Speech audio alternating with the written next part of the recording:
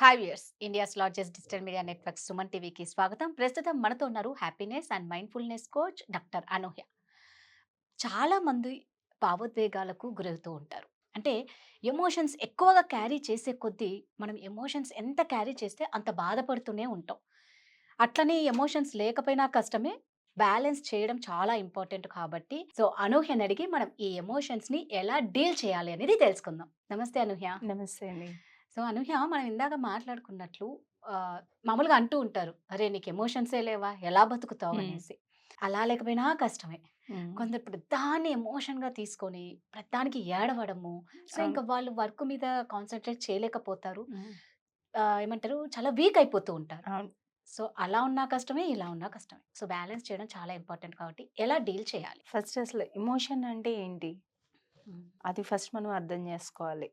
అంటే మనం ఎక్స్‌పీరియన్స్ అయ్యే సిట్యుయేషన్‌కి కానీ, దేనికైనా కూడాను మనం రెస్పాన్స్ అనేది ఎలా ఇస్తున్నామో అది ఎమోషన్ అనమాట. ఎమోషన్ అంటే ఎనర్జీ ఇన్ మోషన్ అంటారు. మీరు దాన్ని ఎలా క్యారీ చేస్తున్నారు? ఇన్ ది ఎండ్ మన చుట్టూ ఉన్నదంతా ఎనర్జీ అనే అంటారు కదా! ఇప్పుడు హ్మ్. అందరూను.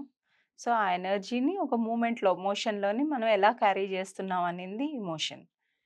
అయితే ప్రాబ్లమ్ ఎక్కడొస్తుంది అంటే, మనం చిన్నప్పటి నుంచి కూడాను వింటూ పెరుగుతా ఉంటాం. అమ్మాయిలైతే హ్మ్. కోపం తెచ్చుకోకూడదు. హ్మ్. అదే అబ్బాయిలైతే నువ్వు ఏడవకూడదు. ఏడవకూడదు. నువ్వు అబ్బాయివి నువ్వు ఏడవకూడదు. సో, మనం హ్మ్. ఏం చేస్తున్నాము ఇలా మనం పిల్లల్ని పెంచినప్పుడు కూడాను, మనం ఆ ఎమోషన్స్ అనేవి సప్రెస్ చేసేయడం ఎలాగో నేర్పిస్తున్నాం గానీ, వాటిని ఎలా మేనేజ్ చేయాలో నేర్పించట్లేదు. కరెక్ట్. మనం కూడా అలానే పెరిగాము. ఇంక తర్వాత కూడాను అలానే అవుతుంది. అదే కంటిన్యూ అవుతుంది.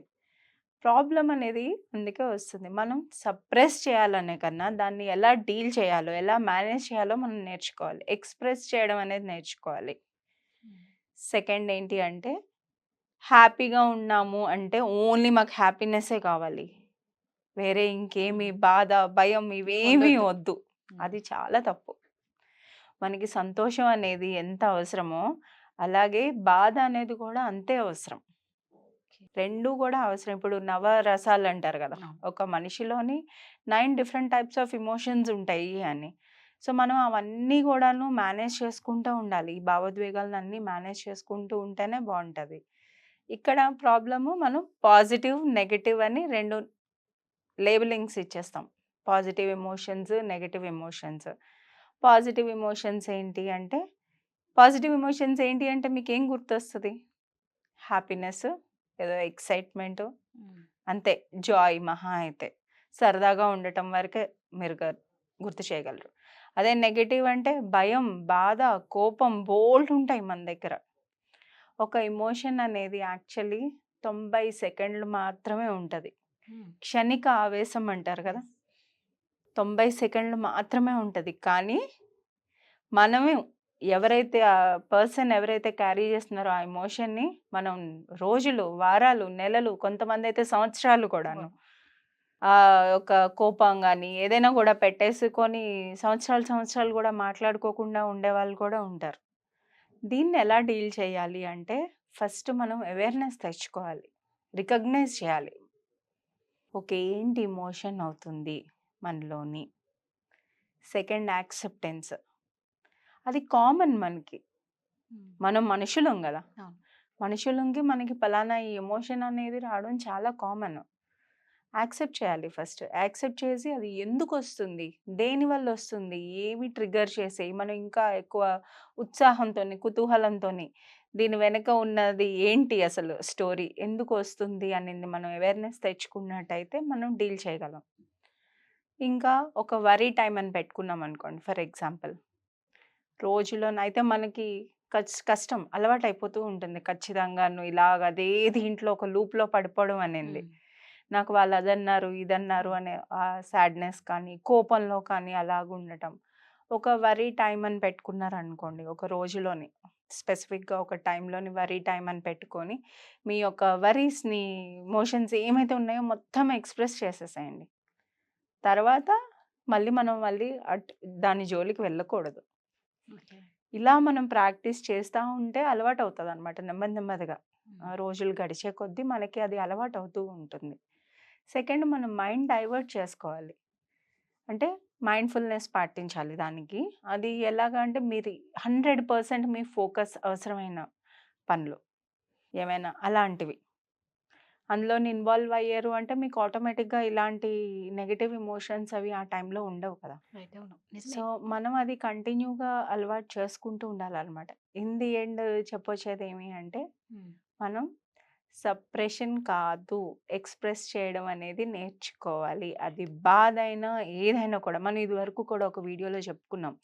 కోపాన్ని ఎలా కంట్రోల్ హ్మ్. చేయాలి అన్న దాంట్లోని ఒకటి చెప్పుకున్నాం. సోలార్ అని ఒక yes. Word. Stop, observe, let it go and respond అని. సో, ఇప్పుడు ఏదైనా మనకి ట్రిగ్గర్ చేసింది. అంటే మనకి బాధ కలిగించిన స్టిమ్యులస్ ఒక కారణం ఏదైతే ఉంటదో, దానికి మనం రెస్పాన్స్ ఇచ్చిన టైంలోని చిన్న గ్యాప్ ఉంటది. హ్మ్. ఇక్కడ మనం అవేర్‌నెస్ తెచ్చుకొని, ఆ పాజ్ అనేది ప్రాక్టీస్ చేసాము అంటే, ఖచ్చితంగా మనం బెటర్‌గా ఎమోషన్స్‌ననేవి హ్యాండిల్ చేయగలుగుతాం. రైట్. అంటే నువ్వు చెప్పింది 100% కరెక్ట్ అనూహ్య. ఎప్పుడైతే డైవర్షన్ ఉంటుందో వీటిల్ని హ్మ్. కొంచెం మనం దూరం పెట్టే ఛాన్స్ ఎక్కువ ఉంటుంది. హ్మ్. ఎందుకంటే మన మైండ్ అంతా దాని మీద ఉంటుంది. ఆ హ్మ్. వర్క్ మీద ఉండడం వల్లే. అందుకే ఆల్మోస్ట్ అంటూ ఉంటారు. వాడికి పని పాట లేదేమో, అవును. ఖాళీగా ఉన్న వాళ్ళకి హ్మ్. ఎక్కువగా ఇలా తిరుగుతూ ఉంటాయి అవును. అని నేను అనుకోవడం. అవును. హ్మ్. ఐడిల్ బ్రెయిన్ ఈస్ హ్మ్. డెవిల్స్ వర్క్‌షాప్ అన్న ఒక ఖచ్చితంగా. సేయింగ్ కూడా ఉన్నది. అవును. అందుకనే కంటిన్యూయస్‌గా అన్నమాట. వాళ్ళు హ్మ్. నాకు అదన్నారు, ఇంకిదే ఇదన్నారు, అదే పని ఇదన్నారు మార్నింగ్ ఇంకా లేసినప్పటి నుంచి. అదే దీంట్లో పడిపోతా ఉంటాము. మనం హ్మ్. బ్రేక్ చేయాలి రైట్. దాన్ని. ఆ ప్యాటర్న్‌ని మనం బ్రేక్ చేయాలి. అప్పుడే మనం బెటర్‌గా హ్యాండిల్ చేయడం అనేది నేర్చుకుంటాం. హ్మ్. అలా అని స్టాండ్ తీసుకోవద్దని నేను చెప్పట్లేదు. రైట్. కానీ మనం ఎంతవరకు చేయగలం, హ్మ్. ఏంటి అనేది దాన్ని బట్టి చేయొచ్చు మనం. ఇవి పీక్స్‌కి వెళ్ళినప్పుడే సూసైడ్‌లు గూడా జరుగుతూ అవును. ఉంటాయి కదా! ఆ ఎమోషన్స్‌ని హ్యాండిల్ హ్యాండిల్ చేయడం. జేసుకోవటం రాకే గదా! ప్రాబ్లమ్ హ్మ్. ఏదైనా సరే. ఎందుకు ఇంక నా వల్ల చేత కాదు అని చెప్పి హ్మ్. లైఫ్ ఎండ్ చేసేసుకోవాలి అనుకోవడం. రైట్. ఇంకసలు ఏమి మార్చలేము అది అనింది. అయితే రెగ్యులర్‌గా ప్రాక్టీస్ చేస్తా ఉండాలి సో, ఇంకలాగా. చిన్నప్పటి నుంచి మనం పిల్లలకి ఏమన్నా దీన్ని మోటివేట్ చేయొచ్చా? అంటే ఆ! వాళ్ళకి చెప్తూ ఇప్పుడు హ్మ్. చాలామంది మదర్స్ దగ్గర గూడా నేను వింటూ ఉంటాను. ఎస్పెషల్లీ చిన్న పిల్లలనుకోండి, వాళ్ళకేం తెలీదు. హ్మ్. వాళ్ళకి ఎక్స్‌ప్రెస్ చేయడం అనేది రాదు. మనం ఓన్లీ 2 థింగ్సే వాళ్ళ దగ్గర వింటే అయితే ఏడుస్తారు, లేకపోతే గట్టిగా అరుస్తారు. అరుస్తారు. హ్మ్. వాళ్ళకి చేతనైనవి ఆ రెండే. మనం ఏం చేయాలంటే వాళ్ళకి అలవాటు చేయాలన్నమాట. ఓకే. వాళ్ళేదైనా అయినా కూడాను ఇప్పుడు పిల్లలు ఏడ్చినప్పుడు కానీ అదీను ఆపేయకుండా హ్మ్. Okay. Let them cry. Right. వాళ్ళని ఏడవనియ్యాలి. అది ఒక వే ఆఫ్ మన బాడీ మెకానిజం అది. బయటకి ఆ ఎమోషన్ అనేది రిలీజ్ చేయడానికి అది మన బాడీలో ఉన్న ఒక మెకానిజం. ఈవెన్ హ్మ్. పెద్దవాళ్ళకైనా సరే. ఓకే. వాళ్ళకి చిన్న చిన్న ఎమోషన్స్‌ని కూడాను ఎక్స్‌ప్రెస్ చేయడం ఎలాగా, హ్యాండిల్ చేయడం ఎలాగా అనేది చిన్నప్పటి నుంచే నేర్పించగలగాలి మనం. సో, అనూహ్య మీరు వెబినార్ క్లాసెస్ స్టార్ట్ చేయబోతున్నారు కాబట్టి, సో, ఈ క్లాసెస్ ఎప్పుడెప్పుడు స్టార్ట్ అవుతాయి? ఎన్ని డేస్? ఇక అదే విధంగా ఇందులో ఏమేం మీరు నేర్పిస్తారు? ఎలాంటి వాళ్ళు జాయిన్ అవ్వాలి మీ క్లాసెస్‌లో? జీవితంలో ముందుకు సాగాలి అనుకున్న వాళ్ళు, ఏమీ ఓకే. చేయలేకపోతున్నామే అని బాధతో ఉన్నవాళ్ళు, హ్మ్. ఏం చేయాలో, ఎలా వెళ్ళాలో డైరెక్షన్ లేకుండా క్లారిటీ లేని వాళ్ళు, ఓకే. వీళ్ళందరూ కూడా జాయిన్ అవ్వచ్చు. అన్నీ ఉన్నా గూడాను ఇంకా ఏదో మిస్సింగ్. నాకు ఇంకా కావాల్సింది ఏదో ఉన్నింది అని హ్యాపీగా లేరు. హ్మ్. అలాంటి వాళ్ళు జాయిన్ అవ్వచ్చు. ఓకే. చాలా స్ట్రెస్ ఉంది వాళ్ళ లైఫ్‌లోని. హ్మ్. ఎలా డీల్ జేసుకోవాలి తెలియట్లేదు. హ్మ్. అలాంటి వాళ్ళు కూడా జాయిన్ అవ్వచ్చు. క్లాసెస్ ఎప్పుడెప్పుడు స్టార్ట్ అవుతాయి? క్లాసెస్ ఈ మంత్ 21, 22, 23 3 డేస్ ఉంటాయి. సో, ఇదండి అనూహ్య చెప్పినట్లు మీకు ఎవరికైనా ఇలాంటి వాళ్ళు ఉండి అంటే ఇది ప్రతి ఒక్కళ్ళకి ఇంపార్టెంటే కాబట్టి ఎవరైనా సరే ఇంట్రెస్ట్ ఉంటే కింద స్క్రోల్ అవుతున్న నంబర్‌కి కాల్ చేసి కాంటాక్ట్ అవ్వండి.